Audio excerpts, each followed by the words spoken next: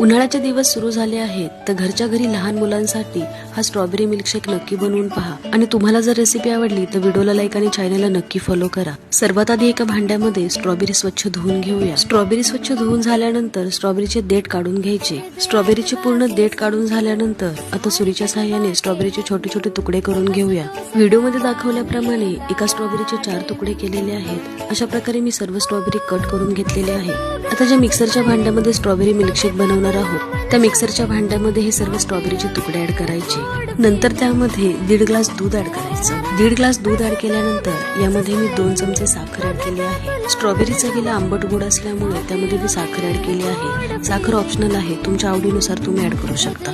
साखर ऍड केल्यानंतर यामध्ये व्हॅनिला आईस्क्रीम ऍड केली आहे। दुकानामध्ये जो सर्वात छोटा आईस्क्रीमचा डबा मिळतो तो मी यामध्ये ऍड केलेला आहे। आता हे सर्व मिक्सरला बारीक करून घेऊया। अशा प्रकारे एकदम सोप्या पद्धतीने स्ट्रॉबेरी मिल्कशेक तयार आहे।